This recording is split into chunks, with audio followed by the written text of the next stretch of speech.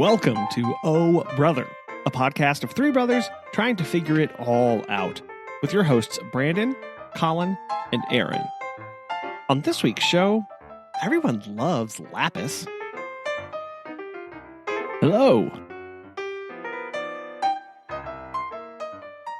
Hello. Ahoy. Hi, no voice. Sorry. Hello. Exciting night? It was a long night yesterday, and it was a mixture of already having a sore throat / losing a voice, and then, oh hey, let's coach a football game. And oh hey, the game's really, really exciting, and oh hey, I have no voice today. So this is the end effect of all of that combined to one. So I apologize. I'll be muting myself off and on for coughing and sneezing purposes.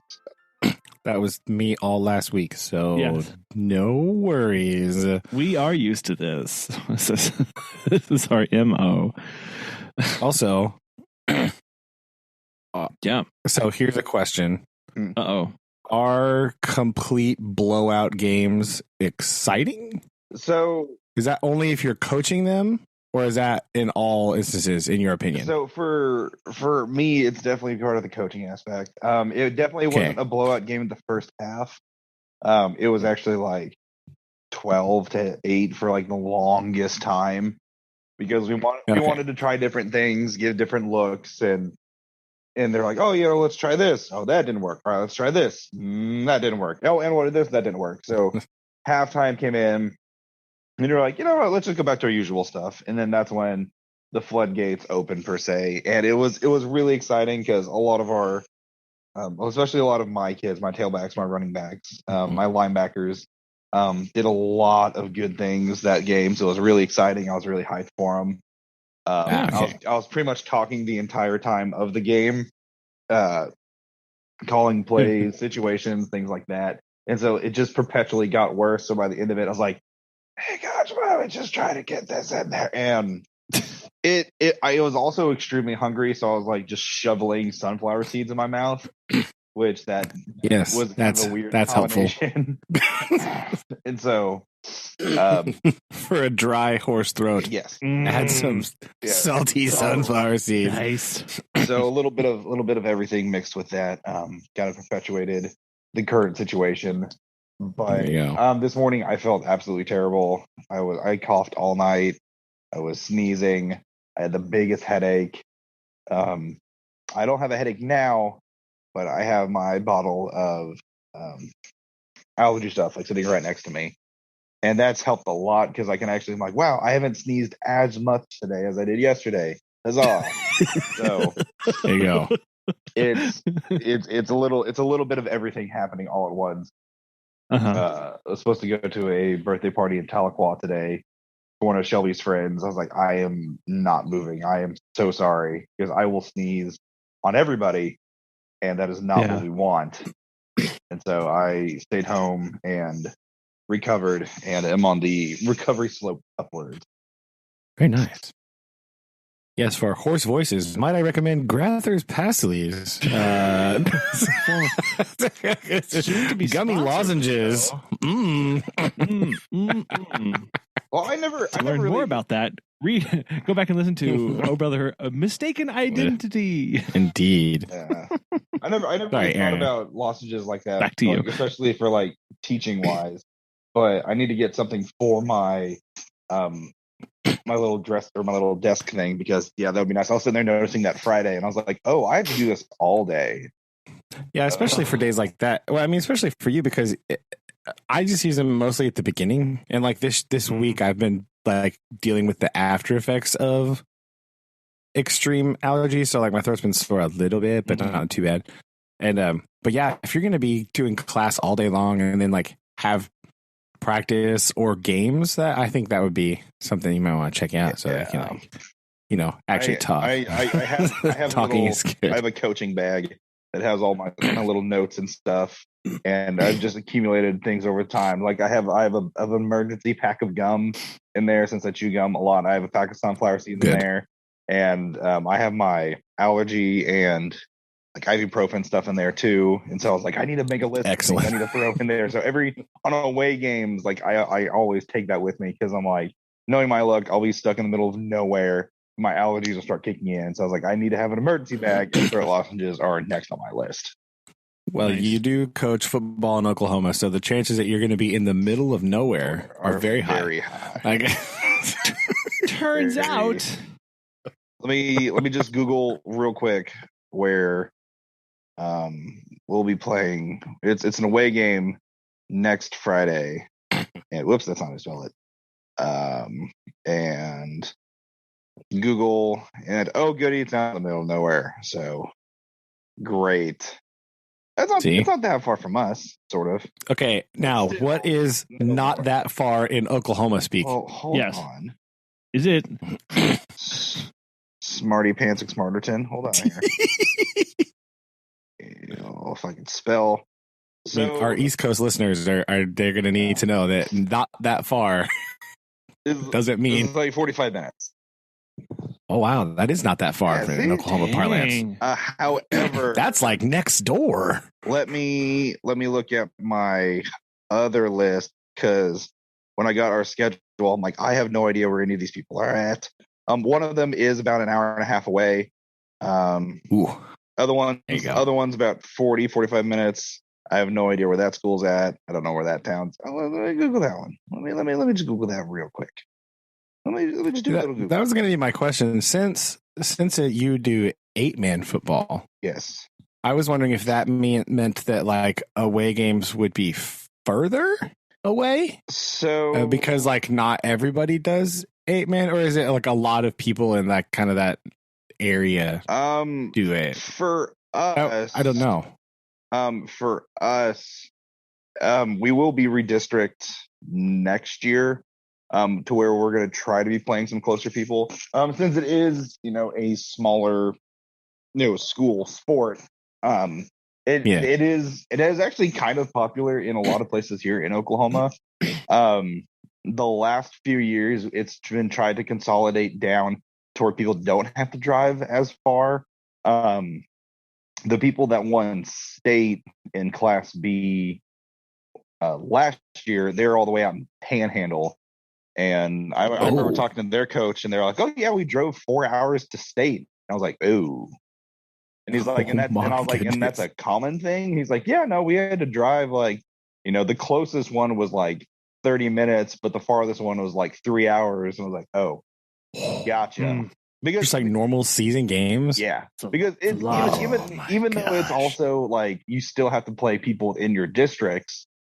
Yeah, but and your classification because that's what I was curious about because I didn't know if like based on town sizes and like how far apart they are, if like one town plays 8-man, but the next town is big enough that it plays like normal football, and so it's got like the town after that. So I don't know how the districting works. It's for that because it's kind of different. It's a different category than other sports. It definitely falls into the ADM of the school. It doesn't have to go about the town population. It's about the school population. Yeah. Well, I just meant normally those two things are related, right? So bigger towns have bigger schools. For us, around us, we got like two really good. Oh, we got two decent size, which would be kind of like 2A or 3A, kind of like Rogersville size or like a little bit bigger around us. Yeah. But like there's some other towns that don't have football like at all, and they don't even have 8-man or let alone 11-man. So districting and also due to kind of COVID restrictions, they've always tried to, lessen the travel time. And it's also kind of a financial issue.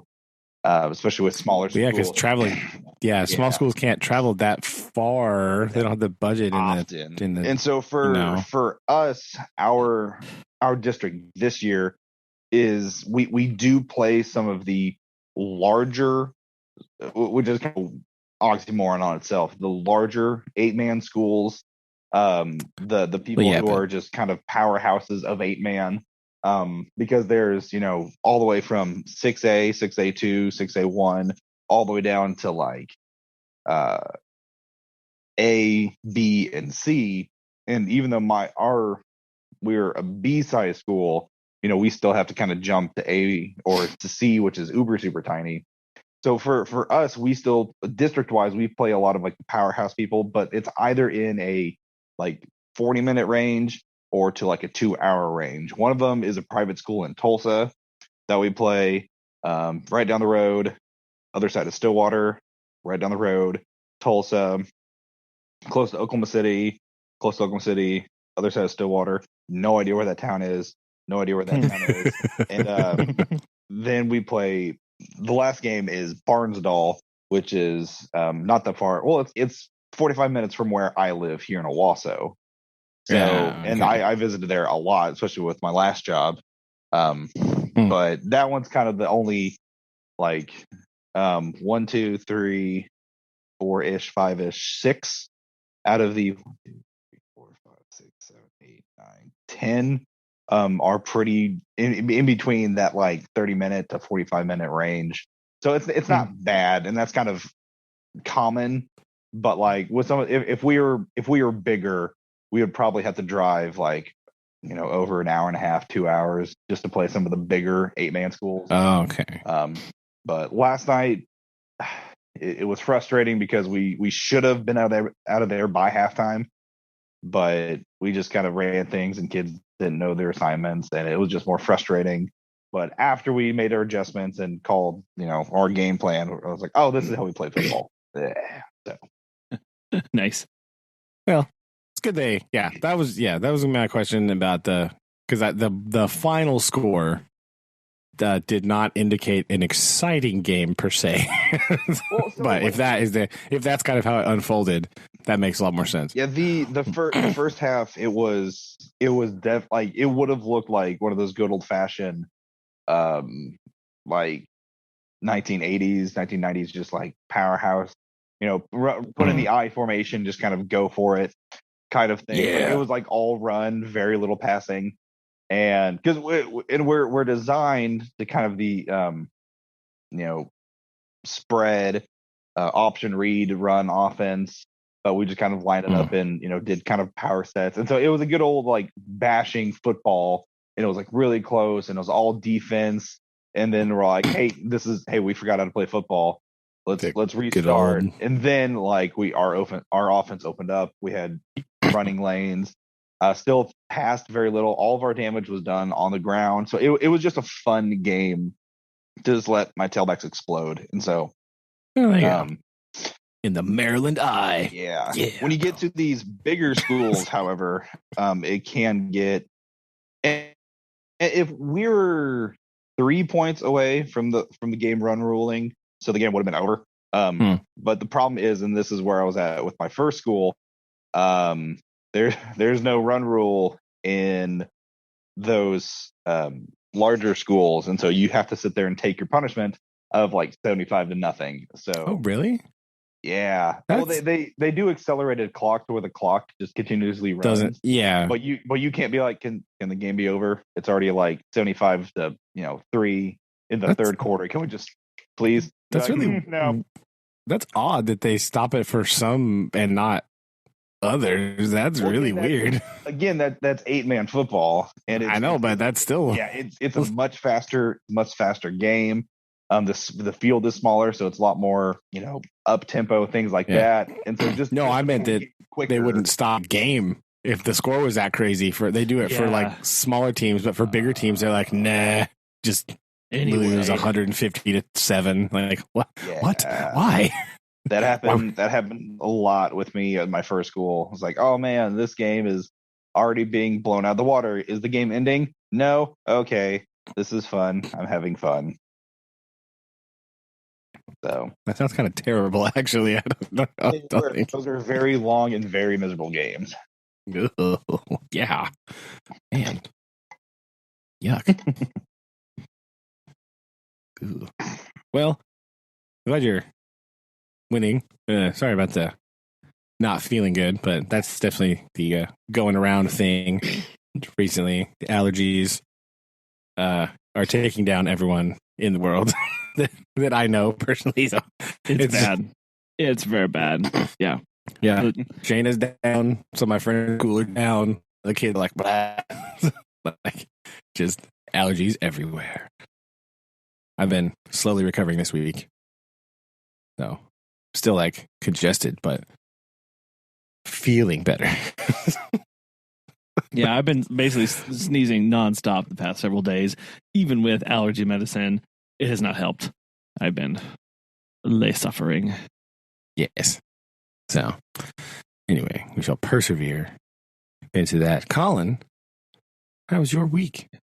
We had a interesting week. So the kids were Lillian was at school Wednesday and Friday this week, and Noah was at school Wednesday and Thursday because he's doing a pre-K class that is Monday, Tuesday, Wednesday, Thursday from 12 to 3. And then Lillian's in school from 8 to 3 or 8 to 3:15, depending on the day. And so they have both reported that they are liking them. Of course, this has also meant that we have finally had to drop all naps, which Megan and I, the day has come. You know, we like naps for many reasons. One of them is that we get to nap, which is very nice. Yeah, we saw the video. It's fine. Yeah, I know. So we don't get to do that anymore. I mean, they're gone. So you can nap while they're be at school. No. Okay. That's when you nap. So we're only able to nap Mondays and Wednesdays after Noah gets dropped off. You're right. So we could nap them. But every other day, somebody's here, right? Lillian would be here on Tuesdays and Thursdays while Noah's gone. And then Monday, Wednesday, Friday, Lillian's gone the whole day, but Noah's gone only in the afternoons. So right? So we're all sorts of adjusting. It's mostly Megan and I adjusting. Adjusting to no naps, which is, it's fine. But both the kids really enjoyed their days because they're doing new stuff. Lillian is going to a co-op thing. So Monday, Wednesday, Friday, she's in the classroom. And then Tuesday, Thursday, she's here at home to do schoolwork with us. We haven't done that yet. We'll start that next week. But she's been enjoying it. Picking her up at 3 the last 2 days, you can tell she's really tired. It's a big adjustment for her. It's a lot. It's a lot for her to be paying attention for that long. But she's at least enjoying it so far. Noah is the same. He's been very tired. So we go pick up Noah, and then we have to drive. And it's exactly, no joke, from our house. If you drive east 15 minutes, you get to Lillian School. From our house, if you drive west 15 minutes, you get to Noah's school, which means that when you pick up Noah, you have 30 minutes to drive in the car to pick up Lillian at her school, and then 15 minutes back home. So poor Noah. We picked him up, and he legit just about fell asleep in the car. See, he can nap. He can get a little nap in on the way to go. Yeah, see, it's fine. But I can't nap while driving in the car. That's all right. You'll be okay. So, and this week was also a little pressed because our Jeep was in the shop for new front brakes. Oh no, not again. I know, new front brakes. So, front brakes are replaced. He did say that the back brakes should be replaced in 2 oil changes or so. So, whatever. The guy's really nice. He actually teaches shop class at State Fair Community College, and he works also at Firestone in town. So I'm nice. Okay, I will trust my car to you. Yeah, pro, right? Yeah, exactly. Professional. Exactly. But he was really nice, and it was delayed because I took the car in on Monday to get it fixed, and then they ordered the part, but the part didn't show up until Thursday morning. And so we were operating on one car the whole week. Anyway, it was fine. We got over it. Steve is very nice. Steve from Firestone. Thank you. But good job, Steve. Good job, Steve. But no, really nice guy. And then the other So yeah, it's been quite the week. And then Thursday, Megan and I posted a job opening for a pet sitter and dog walker in Springfield. The empire grows. Dun, dun, dun. Dad. And here's the thing. We were like, look, we don't have all of our ducks in a row. Like, I have my ad written for this position. I don't know what steps 2 through infinity are, but I've got the ad written. Let's just go ahead. I mean, step 2 probably post ad. Well, okay. So post ad. After it's posted, I don't really have anything figured out. It's fine. Let me just post this and see what kind of people apply. Within an hour, we had 8 applicants. By the next day, we had 20. This morning, we hit 50 applicants for the position. Whoa. So that was fun. And it was, it's bizarre. So then suddenly I was like, oh, I guess I really need to figure out like payroll and workers' comp and insurance and getting bonded for these people and getting my business license up and running in Springfield and all of these things. Yeah, that would be maybe. Because, I mean, it's like, there's no, like, I don't have to hire any of these people, right? Like, I don't have to hire any of these people. But I also don't want to lose out on an opportunity for someone who's legitimately interested. We've had several other people tell us that they've had to take between 50 and 75 applicants before they found somebody that worked for them. Oh. Yeah, because they were finding that many people were applying to stay on unemployment benefits. Like, they were just clicking buttons a lot of times. Oh, just to apply. I've just got to apply, right? And this person's never going to accept me, but I just have to, I've got to be working here. And I understand that at some point, like if you're unemployed for a long time, at some point, the relevant jobs just aren't there. But you've got to keep applying, right? Like, you can't be picky and choosy a lot of times for these to meet your requirements. And if you've been on unemployment for 3 months, like, you've dredged the entire job pool in a 100-mile radius at that point, and you just don't get that many new postings every week, right? And you've got to hit a weekly quota when you're on that. Yeah. So I understand people are just trying to post for things that come up.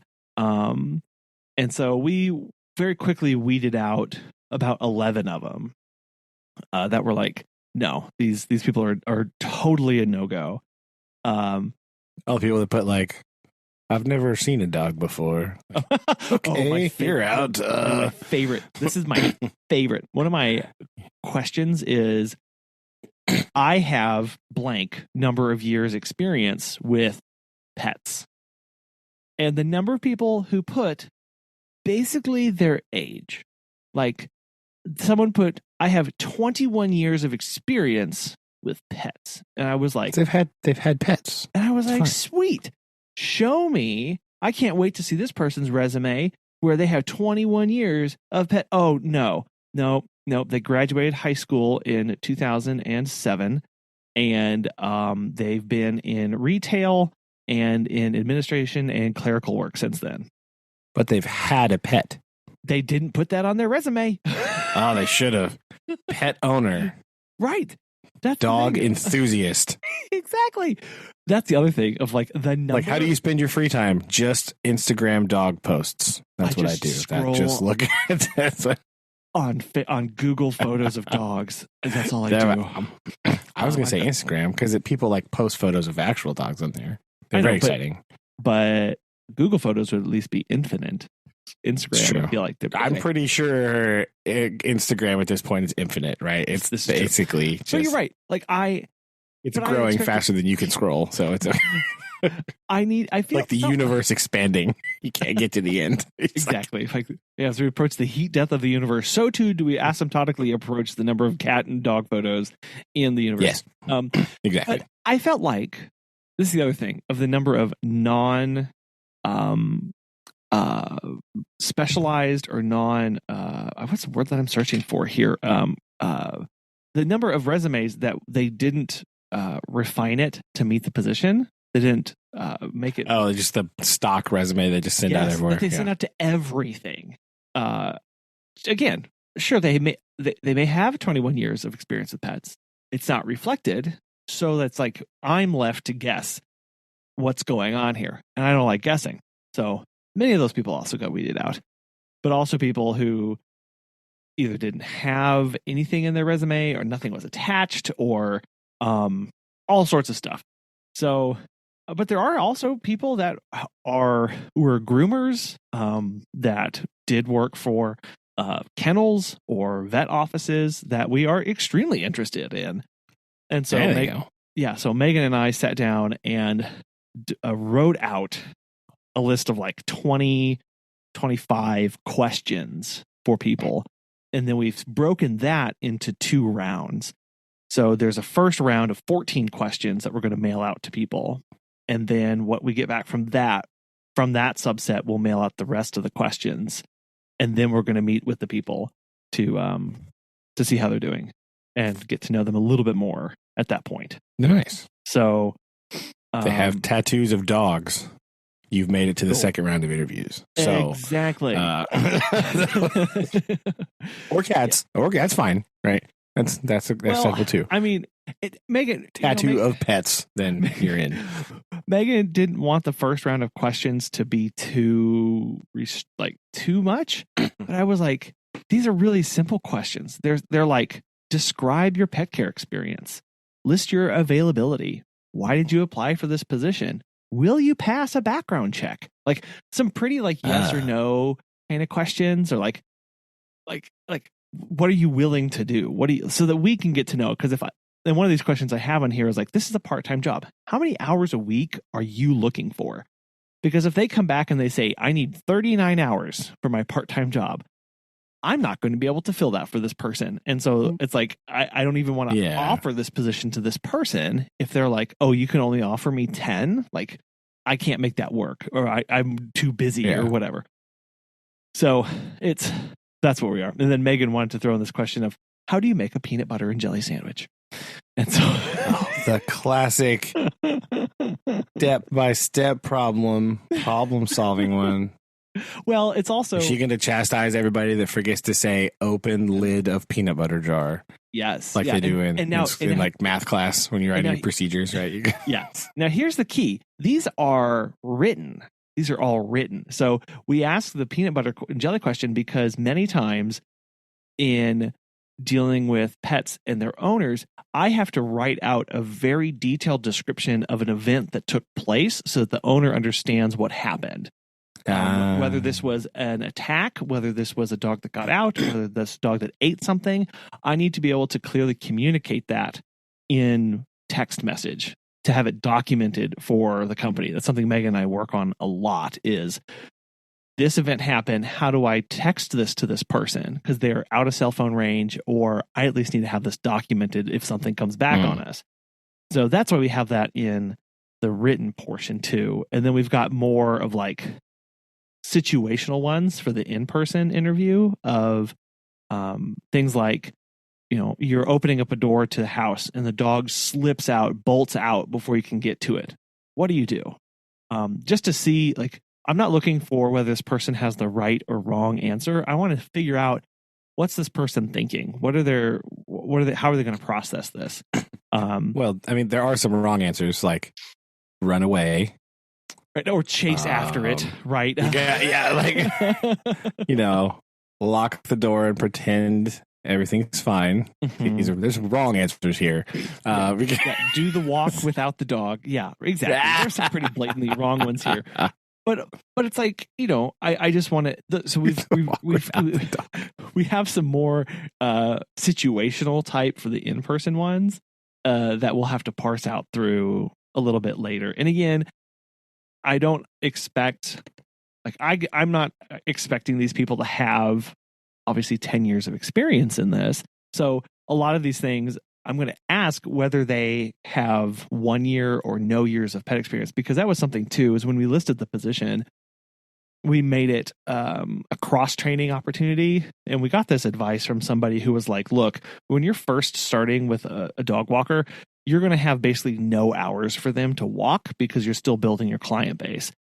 So yeah, it's true. In order to keep them engaged in working with the company, have them do other things like writing social media posts, working on editing photos, working on canvassing neighborhoods for the company. Like, go ahead and try and pay them what you can for those hours where they're working not just on pet sitting. And so we're also thinking of, okay, I have somebody, maybe they've got, like, we have a few people who have no experience with pet sitting, but also do their own private, like, they also are into photography and run a social media, have a social media presence for that side business of theirs. So we're like, okay, like that, what other skills can we pull from here that are going to be beneficial that we can also train on the social, that we can also train for the pet sitting, and then vice versa. We have somebody coming in from the veterinary grooming side.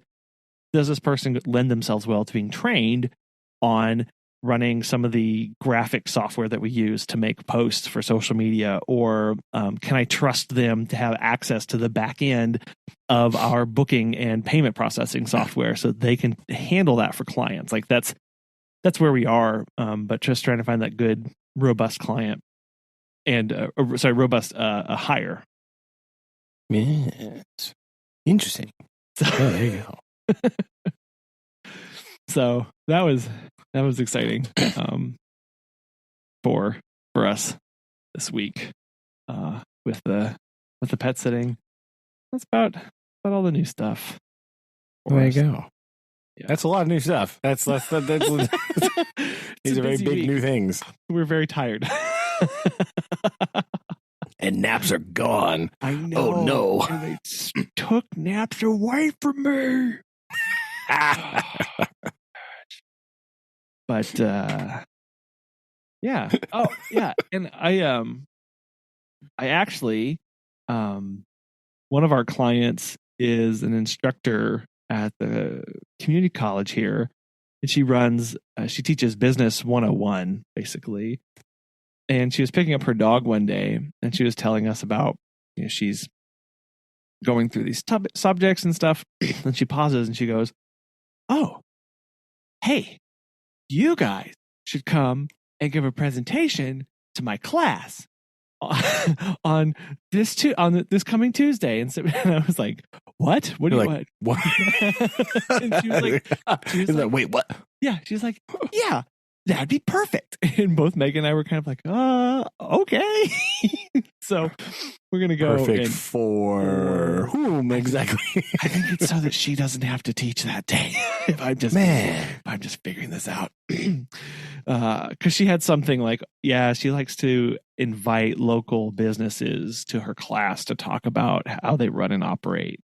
And then she was like, "Oh, it'll be like good advertising and marketing for you guys too." And I was like, I don't, not really. Okay. Probably not. All these college students that can afford pets. Wait a minute. Yeah. No, probably not. So anyway, so that is actually this coming Tuesday, and I haven't put my presentation together naturally. So naturally, it is c'est parfait.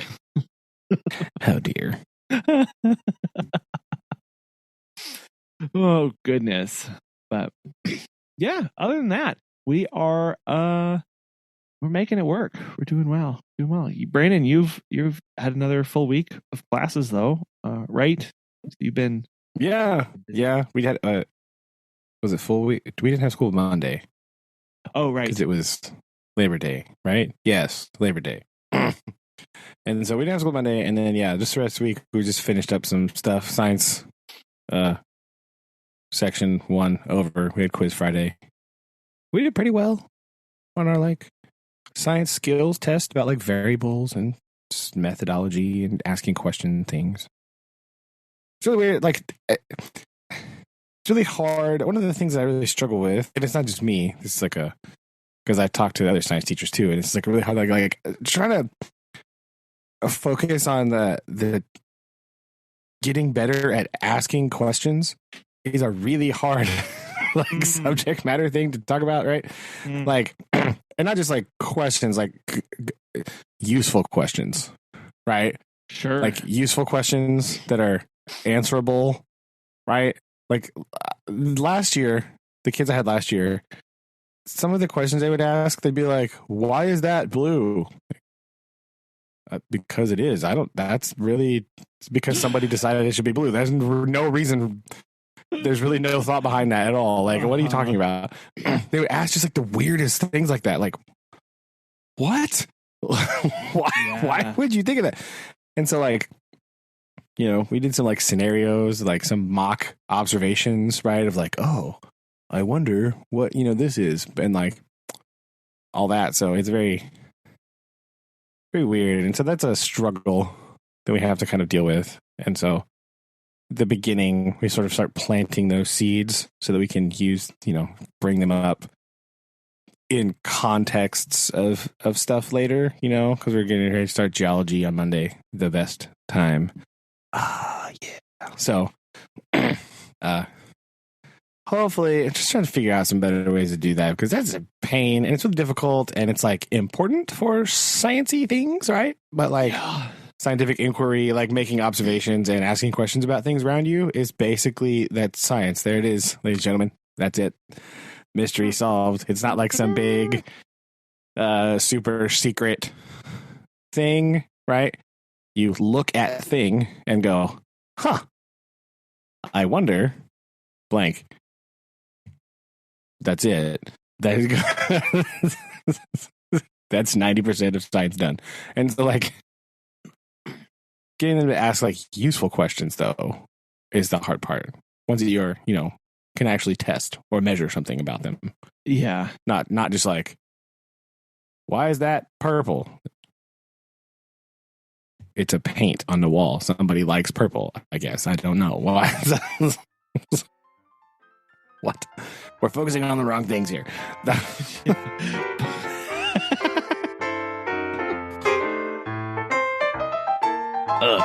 you're right. I know. Asking good questions is really hard. Like that is because that takes.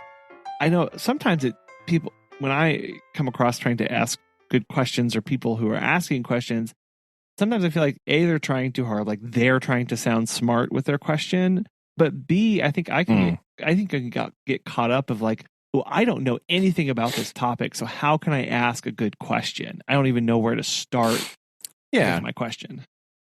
And, I think another part B of this is that 11-year-olds assume that you can just like Google things and it will tell you an answer, right? And I've talked about this before too, but that's not really how this works. No. Like I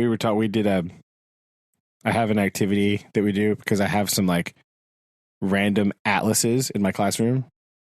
So we do a Mappinger hunt. And so like, I can't help myself sometimes. It's fine. Like I went through and I just like, because it's not necessarily about maps, right? Because yes, it's correct that, like, do we need to use a map every day in our life now in 2021? Yeah.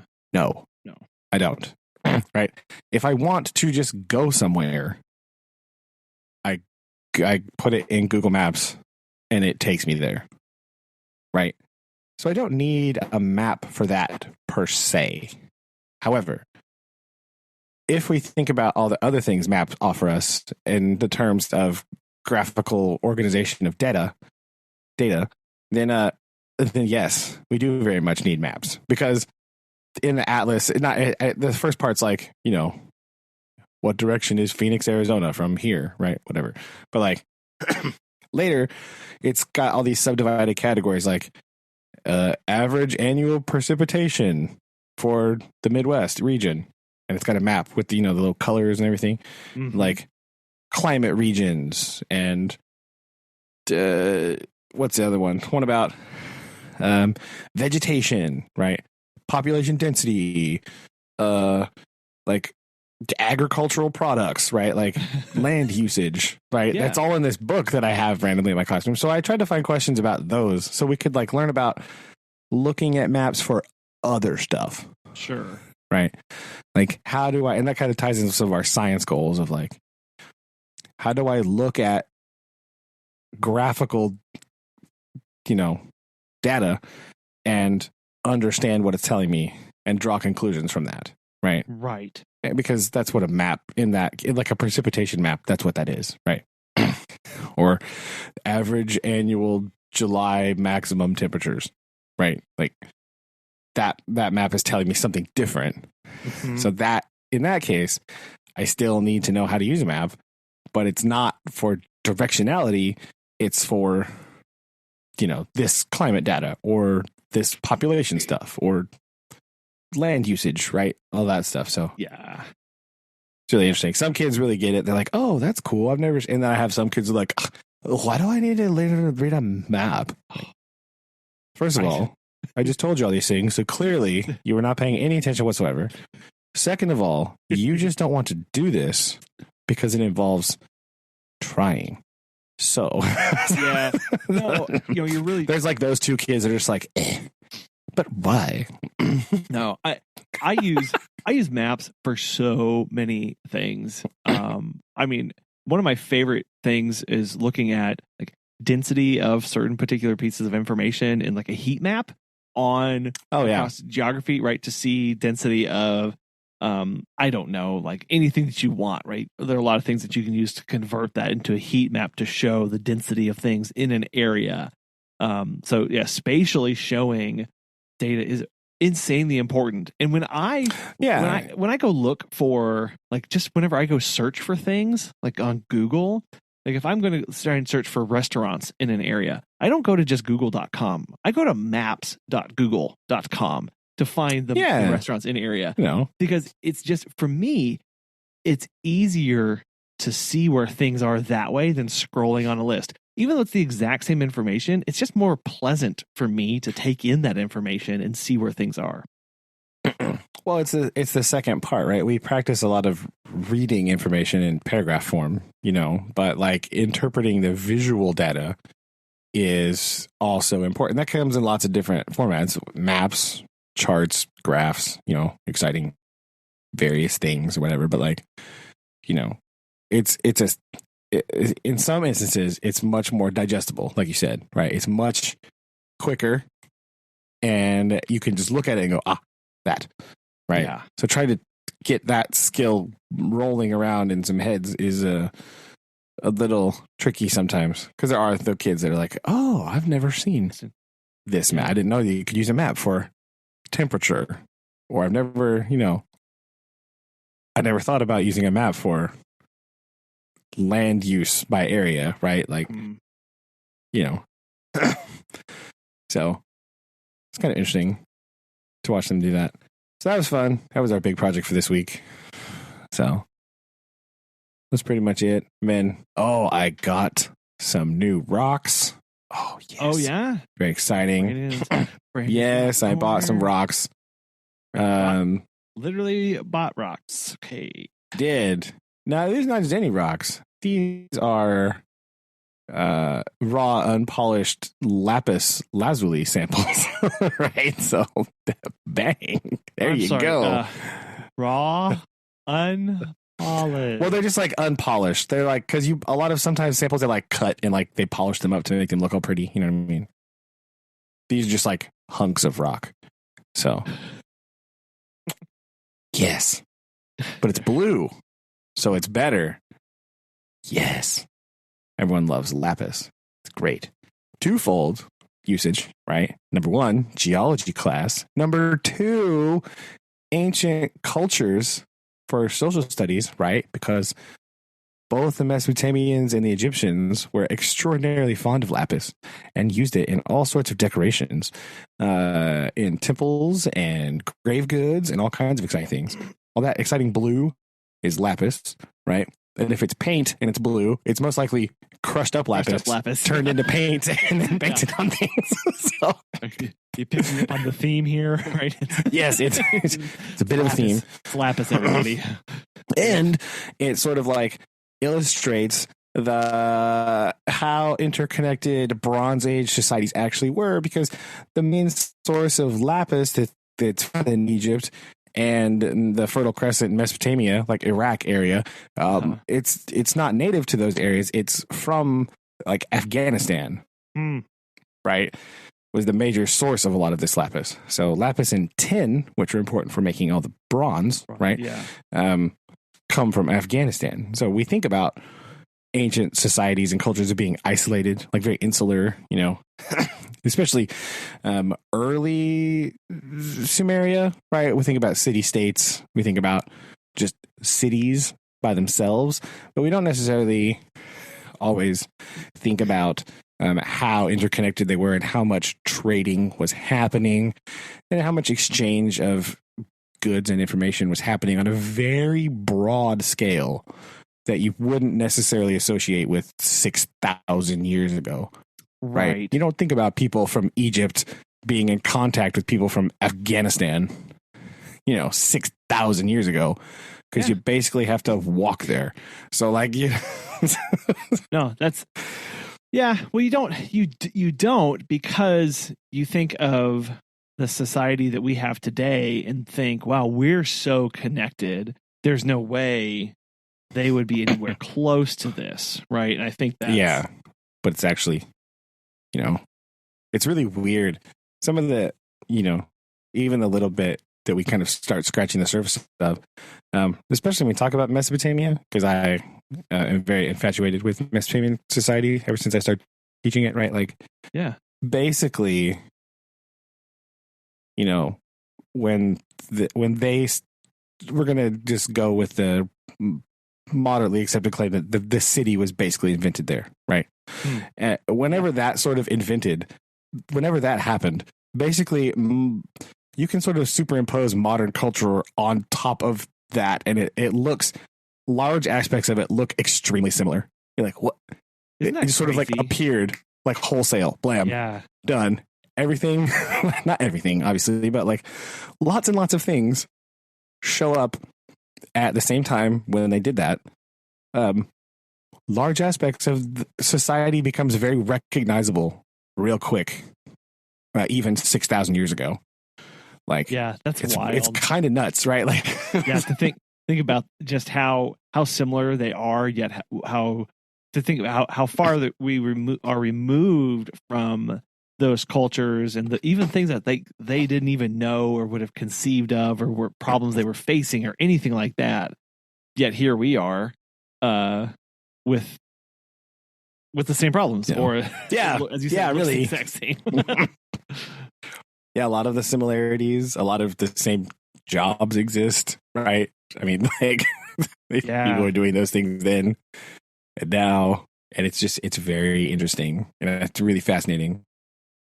And so it's pretty cool. I've been reading a book called Mesopotamia, The Birth of the Cities, right?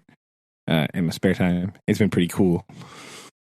So it's really cool because it's breaks down like each chapter is about just like one of the major city states, right? I'm not very far into it. I'm only at like Uruk or something, so super old still. But it's like one whole section is about that city, kind of what it looked like, and then its development and some of the major aspects of it, and things that were attributed there, and just kind of like different aspects of culture that sort of came up during the time that city was prominent and spread around everything. It's really cool. It's a really interesting book. Can recommend. If you also like Mesopotamian history, I can't remember the author's name because it's at school on my desk, but look that up here in a minute. But yeah, it's pretty cool. So that's getting ready for that.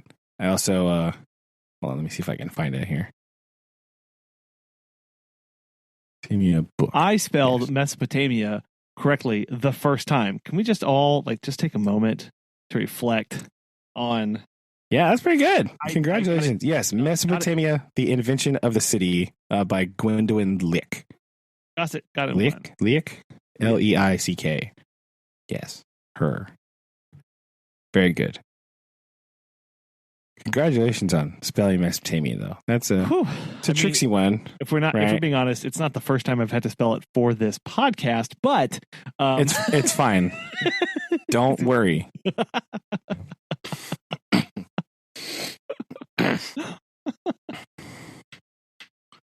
Everything's fine. So been doing that. Getting ready for that. I had a lengthy text conversation with our father this morning about hammers.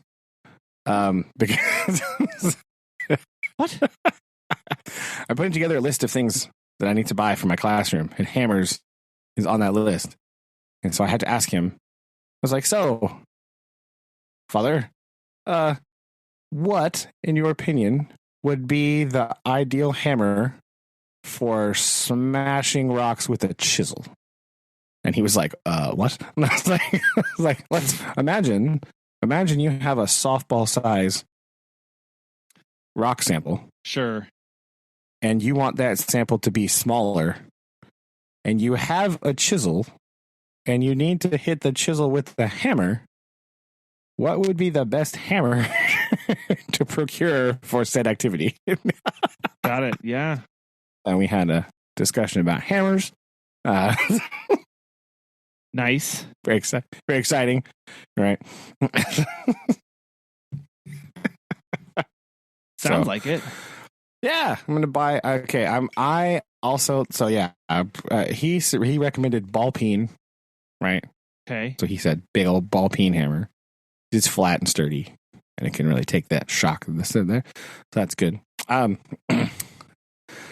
I'm putting together this list, and I think that I'm really going for most random purchases for the classroom. I feel this. The purchase order. I really want the purchase order lady sometimes just be like, "What? You bought what?" Being like, I have concerns. That's fine. So I've got so far on the list. It's not quite done yet. I have ball peen hammer, right? Possibly 2, right? So ball peen hammer times 2, just in case. Also comes in handy, right? School intruders, whap, got them. Sure. Ball peen hammers. I'm going to buy some hard bristled toothbrushes for cleaning rock samples. Yeah, right? Because those cheap ones are $1 for 5. So nice. Perfect. Yeah. Perfect. I'm probably also going to buy another bigger brush to clean them better off outside. Just one of those. I don't even know what they're called. You know the brushes that the handle is parallel to the brush face? They're usually yellow or blue in color. You scrub the floor with them or whatever. You know what I'm talking about? Yes, I think so. The handle so the brush is, you have the brush and then the handle sort of curves up and then goes parallel to the brush surface. Yes. Yep. So you hold it in a hammer fist and you just scrub the floor or something. It's a big scrub brush, I guess. I don't know. I need one of those. And I'm in the market for some sort of non-hardening modeling clay, or plasticine, I believe is the other term bandied about in this scenario. I want some of that. Because I don't want Play-Doh, because that will just go bad in 5 seconds. Sure. I don't want to use it. So I want some modeling clay, but not some non-hardening modeling clay that's reusable. Is what I want. For 2 things. Number 1, demonstrations on imprint fossils for sedimentary rocks, right? Because in my big closet of mystery, I found a bag of seashells. And so, I'm imagining that those are there for this exact purpose. Why else would you have a bag of seashells in a closet? So I need some sort of clay when we talk about how, fossils get made by imprinting on the surface, right? I want some for that. So some demonstrative things. And we could also use it to write in cuneiform. Look at that. Hey. How exciting. So that could be fun. To do some cuneiform letters, because like whole sentences is really hard because that's a complex situation.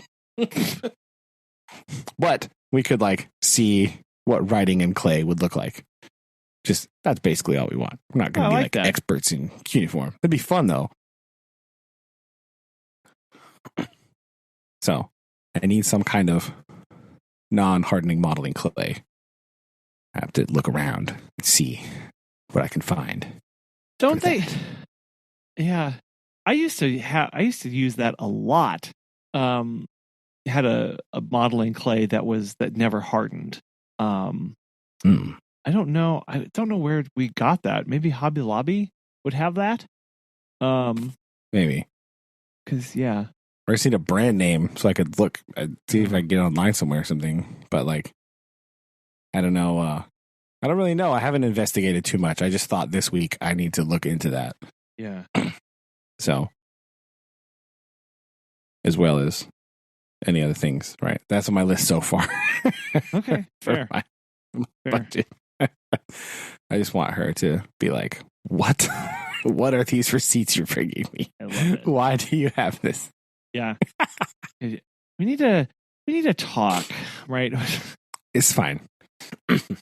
Yeah, what exactly? Last year I bought like 8 shovels and she was fine with it, so it's no problem. Was she fine with it? Or did she just file it.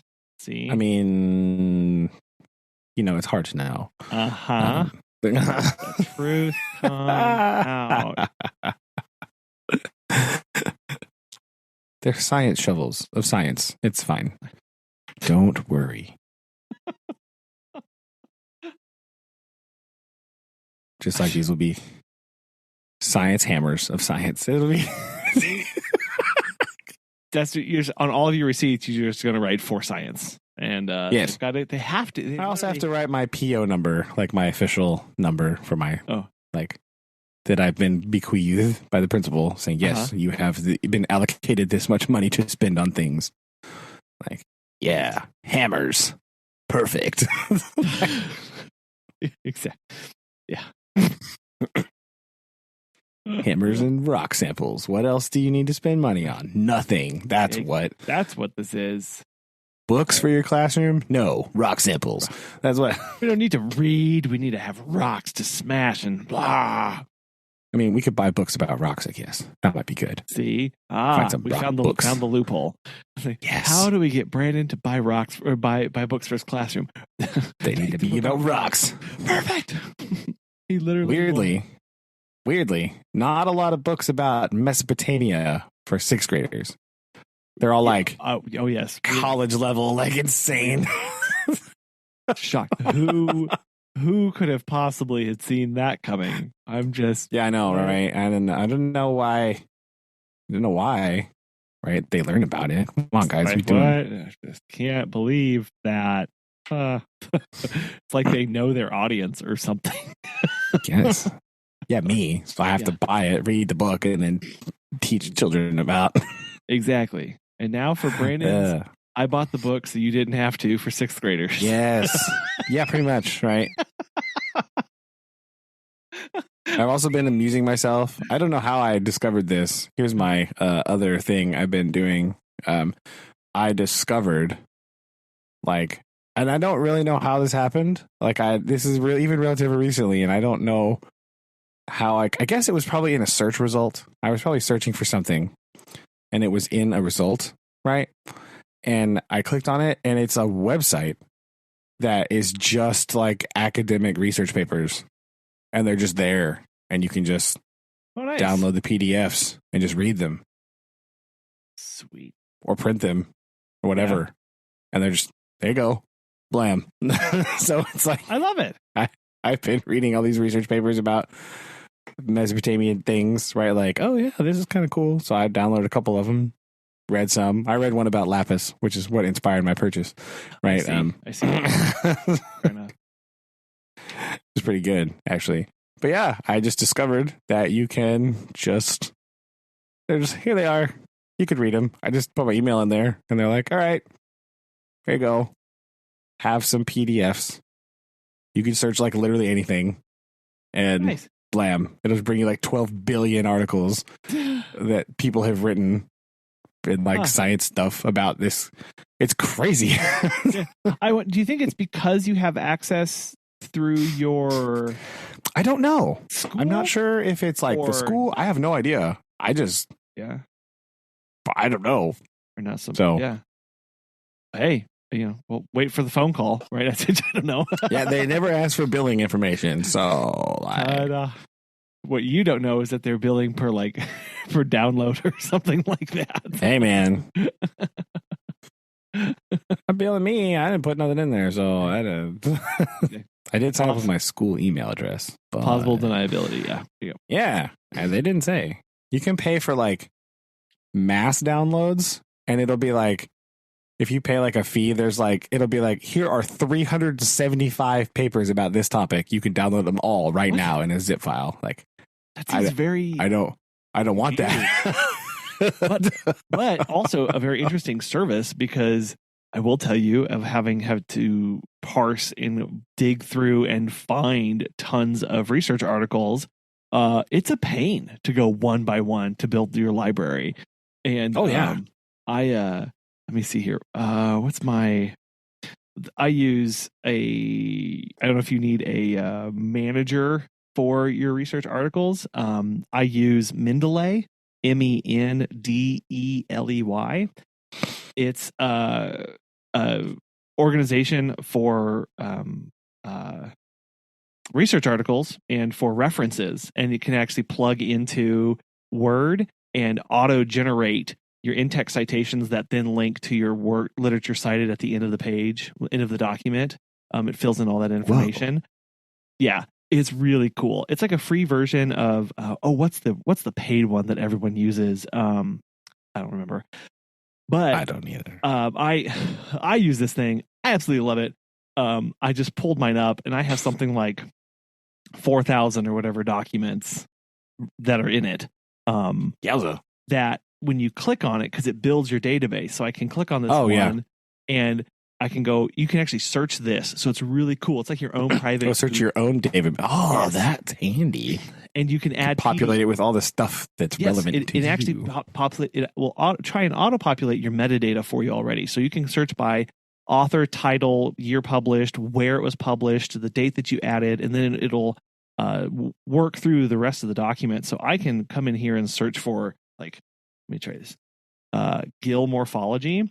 Not only will it search the title, it'll also search the text of each document, and it'll find all the references for each one of them. Oh, wow. Holy cow. And so I have something like, I just typed in. So when you're like, I know I've got it around here somewhere. Let me just. So I just typed in Gill morphology, and that pulled up 127 hits. And then I can click right on that, and it pulls up the PDF that I drug in there, and I can read it right through there. And it's, wow. Yeah. That's pretty cool. I love it. And I obviously don't do any of this anymore, but I don't want to get rid of any of it. I mean, no, you never know when you might need it again. Right. It's important. Oh, so you might need a second database for something else.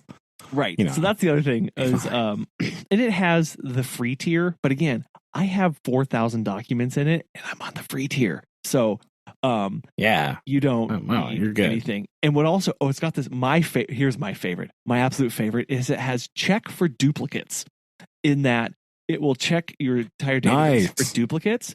And when you pull in an article, you can add all, if it's linked. Some documents aren't capable of doing this, but like most modern research articles, it'll ask, hey, do you want me to put in all of this article's references too that I can find? And if they're open source and whatever, it'll grab them. And some of them, it won't pull in the full article to add. It'll just add the citation. But then you can go back and find it later if you need to. it's really cool. So I recommend. Yeah, that's pretty awesome. Mendeley for organizing all your stuff, and you can, again, it's just for PDFs, and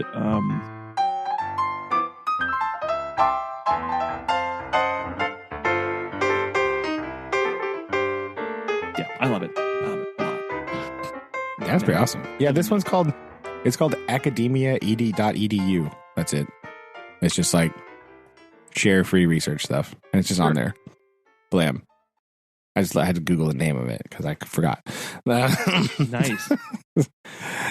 So yeah, I've just been reading those at work. Like I found a bunch of cool ones that relate to some of my subject stuff, and so you can just kind of brush up on things or learn a little new inside stuff here and there. Like, oh yeah, I need to read about this thing, and blam, there it is. Or here's a new perspective on this. Read that, boom. So it's pretty cool. I like it. So that's what I've been amusing myself during reading time at school recently.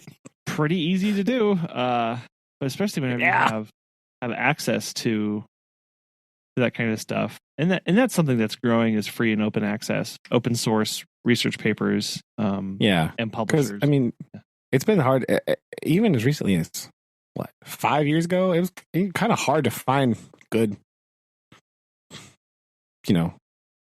that kind of stuff, good sources about things, just anything really. So when you had to look up, because, I was doing, when I was an aide in high school, we had to look up, I had to help, look for, research stuff on topics where the kids are writing research papers on. And it was kind of a slog and hard to find good places to get, where that stuff was cataloged. There was a couple databases that you could use.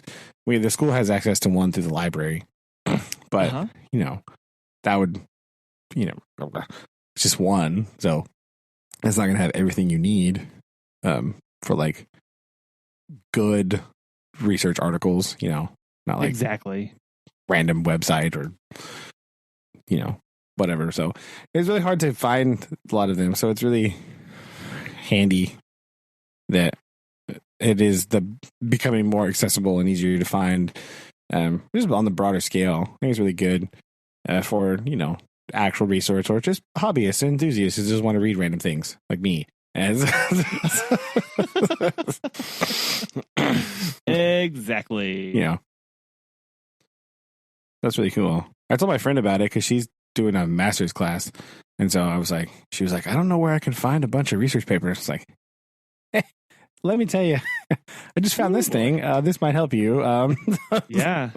Because I know you can go to scholar.google.com and search there, but whether you have access to them or not, like that's a whole other thing that Yeah, exactly. You can find them.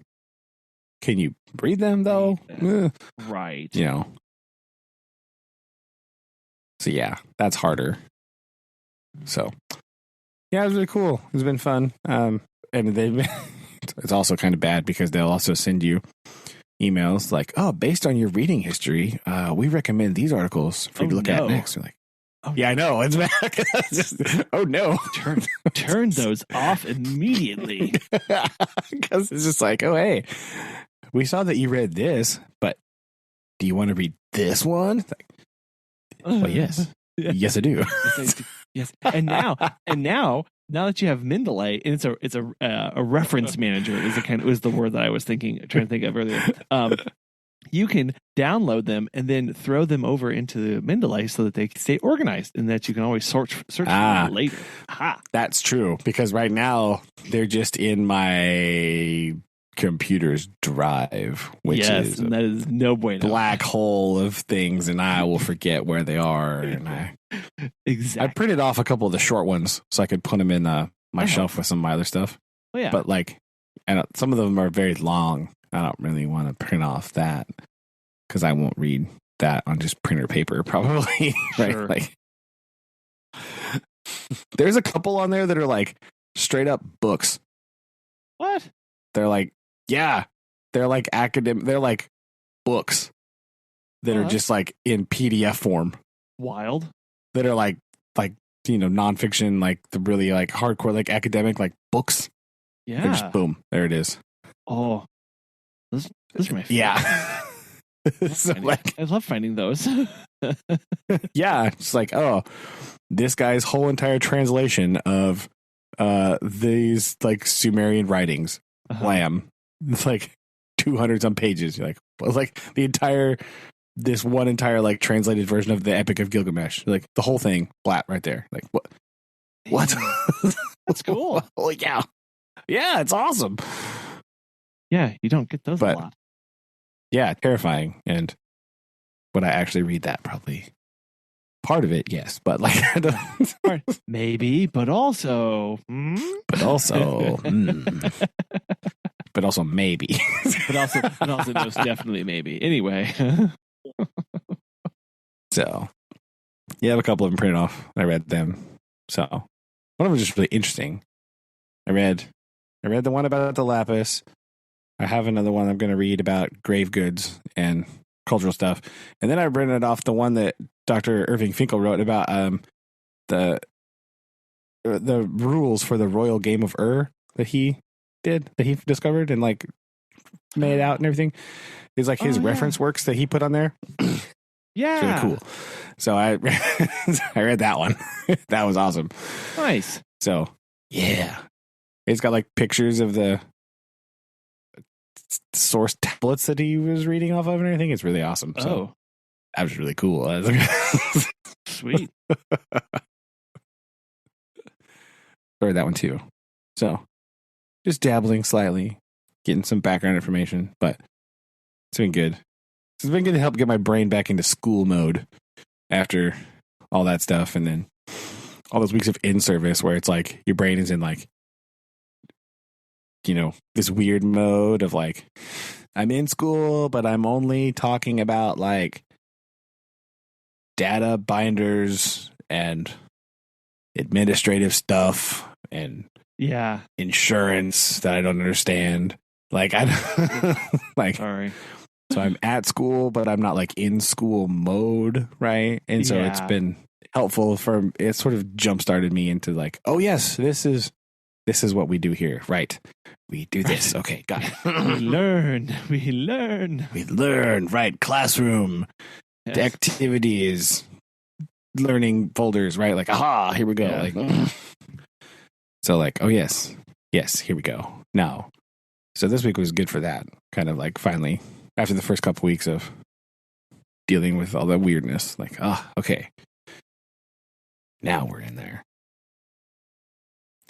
Plus all the first couple weeks there's really weird anyway, because it's like, still getting used to being back in school, like learning the kids' behavior patterns, like just kind of learning about them. Like, okay, you clearly can't sit by that person, right? Like you, like, wait a minute here. Never mind. Yeah. So sort of sorting through all of that and like all that stuff and like all the newness that's happening and everything. So it's like, sure. Finally this week was like, aha, yes, right. This is what's happening. Okay. This is what we do. Yeah. Yes. I think it was the prospect of the geology unit coming up. I was like, oh, right. The thing I like to do. Okay, here we go. Got excited. Yeah, a little bit. Understandable. Okay. Because the first unit's kind of cool and the kids like it and stuff, but it's not like it's not super interesting. It's just about like methodology and like the parts of the scientific method and what's an independent variable, right? Not the most riveting. Important, but not super exciting. So, but like I said, they did good on their little quiz. A lot of us did pretty good, so I feel good about it. I made my little notes about things I need to do different. I do that. I try to do that. I started doing that last year. I tried to like actively take notes at the end and be like, this needs to be different now. I need to do this thing better, right? Like, focus more on this area because I didn't do very good at that, right? Sure. So that self-review is hard. right? That's not. It is. Yeah. Especially when you're excited about geology and you just want to talk about like geology thing. Yeah. You don't want to have to worry about connecting it. Just it's easy to get excited about it. I understand. Yeah. But I tried to do that a little bit. So I made some changes to this from last year. And so we'll see. It's just the process, right? Just trying to evolve it and make sure it's improving and you're doing good stuff. So it's also really annoying that like I do that and then like the administration like yells at everybody for like not doing that and like but look here. Look at my post-it notes. Look at all my post-it notes. Look at them. Look at my post-it notes. Look. look at like I'm feeling attacked right now and I didn't even do anything. This is not me. I'm not me. Yeah, you should just stand up in the middle of that meeting and be like, well, I'm glad they aren't talking to me, and walk out. See how they feel. Yeah, that would go well. That would probably end badly. So I do not recommend. Problem. Yes. Sure. But yeah. Nice. Well, that's a lot of stuff going on too. So yes, cool. A lot of excitement. Yes. Sorry, I hijacked the conversation. Academic research. You're fine. Part of this. What we do. That's true. Well, that is what we do. We'll jump off here and let Aaron go continue to rest his throat, and hopefully he'll have a voice soon. Should we talk about the upcoming? That's all right. What? Should we mention the upcoming challenge? Yes. Plan? Yes. Challenge. Talk about that. Finalize it for us so I know what to buy now. Well, see, the thing is I forgot what book we decided we were going to read. So. Well, I didn't either. That's why we're finalizing it now. Oh, yes. Just so I can, because I want to make sure that I haven't got anything either. We decided that we had not read The Outsiders, right? The Outsiders. Yes. The Outsiders by this is linked back to our high school reading list challenge, where we were going to go and read books that you were supposed to have read during high school. And, recommended to have read. Recommended, yes, that they recommend like all high schoolers read. And whether we had read them and then promptly forgot them because that's been a moon or two ago. We don't need to talk about that. That's fine. Or we never read them, but they were on a list anyway. And so we parsed through a couple different lists. They're basically all the same. And decided that we just kind of threw a dart. And one of the books that came out was The Outsiders that we had not read at all. And so we decided we were going to read it. And that was by C.S.E. Hinton. Yes, there we go. So we're going to. Yeah, I had to look. Yes. I've been. Hopefully, you'll remember it after this. Yeah, I also think it'd be. I just wanted to see kind of like we've tackled lots of other media in our challenges. We haven't really done a book because it's a little more difficult, right? Longer format. Maybe not than a Bollywood movie, but still haven't finished that one. So we'll see. This is also partially an experiment to see if we can actually do it and commit to doing this. So Colin's going to get halfway through it. It's a short book though, so that's good. Yes. So what I propose is that I don't know. There aren't different versions of this. I don't think. Anyway, what I'm proposing. I don't think so.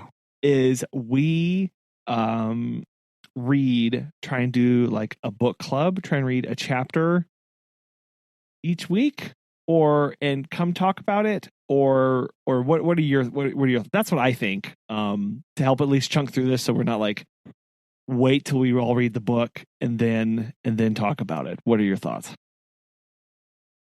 Yeah, I think that would be good. I don't know how long the chapters are because I don't have it in my hand because I didn't try to get it yet because I didn't know if that was going to be the final version of this challenge. Fair enough. I mean, the whole book is not long at all, so I can't imagine. I don't know. They don't seem very long. Yeah, I don't know if you want to do like one chapter or like two or whatever, just depending on the thing. But like, let's set it reasonable for us, and let's just devote to reading the first chapter. All right. One chapter, and we'll keep us updated. I know if you're ordering it or whatever, it might not be the next episode, maybe the episode after that, to read the first that's chapter. probably a good idea. Yeah, so we'll plan on reading that. Yeah, I think we'll do that. Not next week, but the next one, the week after. Aaron, how do you feel about this plan? Because you're the busy one right now. Yeah.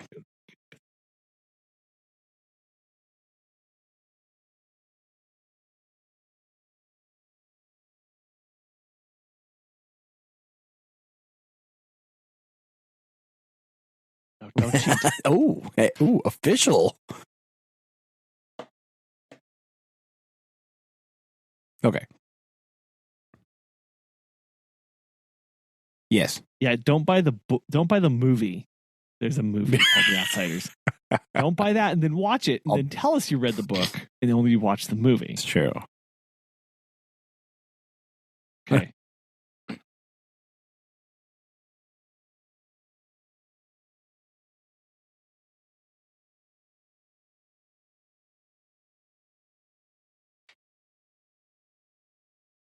That's true. But I was thinking you might want the audiobook because you could listen to that on the way to work, man. Just like bust it out. I was pulling up on Amazon right now, and I could probably get it in a few days to a week. Think about it.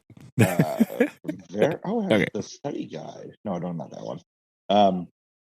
If we're just doing like a chapter a night, that's probably pretty doable. I think that's what we do. To keep it manageable. And then again, if we start going like if like these chapters are 2 pages long, we can do more. Yes. Yeah. We'll go from there. We'll start with the first one and see. No. Yeah, I can. Itty bitty steps. Right. This is the challenge that we are setting before ourselves. And this may continue with other books down the line, or it may even though burn it'd be in a fiery easier, crash with this one. Like a hard copy of it. No way to know. No way to know. We gotta try it. So. So listeners, if you want to read along to The Outsiders, coming soon. If you read it before, or you've never read it also. Oh, I don't want to. If you read it before, it's your favorite book. Get ready to save it. Be mad at us. Disappointed, yeah. Because and then we'll just preemptively apologize for all the S.E. Hinton fans out there. That is true. We're about to just brutally probably not get in the entire gist of this book or anything. So again, I don't know. I don't know. It's hard. It's hard to know because, interesting. Here's the thing, right? That I'm interested in. Partially because this is on the recommended reading list for high school students, because this is about like kids. This is about like teenagers, right? Yes. The book's about teenagers. Yes. And I am in my late 30s. So like, not teenagers. What is the book? Yeah. What is the book? How does that resonate with me now? I will say that most of the ones on the list were like nothing but like angsty teenagers and awful relationships and like all this stuff. Well, a lot of them are also they're just like your random like here's all the Charles Dickens and all the there's a lot of them about kids and about becoming of adult, like this coming of age books and like challenging like adults and children and the balance they have in there. So it will definitely be a very interesting read at this stage in life. For sure. I think for whatever book we had picked, I think that was going to be on that. So that's true. That's true. Especially from this list. If we would have done like another list of just like best selling books of 2020 or something, like that would have been different. But but yeah, I am interested to see because like if I missed, because some of the coming age books, I didn't like them when I was that age demographic. Sure. So I'm interested to see if I think it depends on the mood I'm in that day. I'm either going to be extremely jaded and be like, this is the dumbest thing ever, or be like, oh yeah, I remember being 16. It was awful, right? Like, it depends on my mood maybe, but I feel like it would be interesting to see how it resonates with me. I don't know. And again, I'm not even really we can pick up this conversation next week maybe, but like I'm not even really sure what the book's about really. I don't really have a lot of exposure. So like I just sort of missed this whole thing entirely. Yeah. So maybe next week we could talk about that kind of at the end to get ready for the next week of actually reading it. But I think that'd be good. All right. Okay. Look at that. Look, a plan. Oh. Look at us. Look at brother having a plan. So rarely happens. Because I need to make notes for this so I don't forget the plan. Okay. There you go. Cool. Yeah, we could like read this. I'm going to read the summary and I'm going to give my thoughts on what I think the book might be about. There we go. That's all I'll do. There we go. I like that. Okay. So, you have thoughts. All right. I will also try to procure it so that I can have it. Although, the literature of ancient Sumer, that looks exciting. Focus. Get that one too. Focus. Oh, sorry. All